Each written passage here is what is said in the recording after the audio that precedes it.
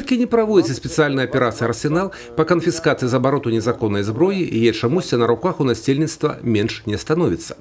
Толькі за 8 месяцаў гэтага года эксперты ўправлення Дзяржаўнага камітэта судовых экспертыз Беларусі па Брэсцкай вобласці правялі ўжо звыш 1000 экспертыз па прызнанні такой зброі годнай для выкарыстання па правым назначэнні. І амаль у 80% выпадкаў быў вынесены вердыкт – годная для стрельбы нават незалежна от годов вытворчасці. Если брать в каком-нибудь процентном соотношении, то, как правило, в процентах 80 всегда оружие пригодно для стрельбы. Бывает, допустим, приходят пистолеты, он вроде бы самодельный, но он недоделан. То есть там, допустим, ствол отсутствует, либо еще какие-то детали, и произвести стрельбу не получается возможным, соответственно, и он не относится к категории огнестрельного оружия и для стрельбы не пригоден. Вот.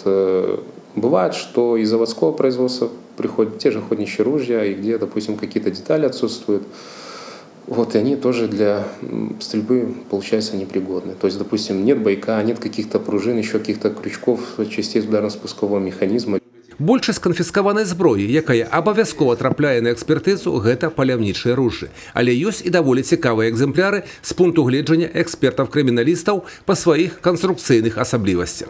Наиболее интересные экземпляры – это, допустим, газовые сигнальные пистолеты, которые переделаны под боевые патроны, либо полностью самодельное оружие, например, дульнозарядные приспособления, там, пистолеты, даже бывают и револьверы, которые заряжаются с дульного среза путем именно раздельным способом. То есть идет сразу порох, потом прокладка, потом пуля, потом еще прокладка. И за счет, там, допустим, термического воздействия через запальное затравочное отверстие происходит выстрел, допустим, с помощью спичек и так далее.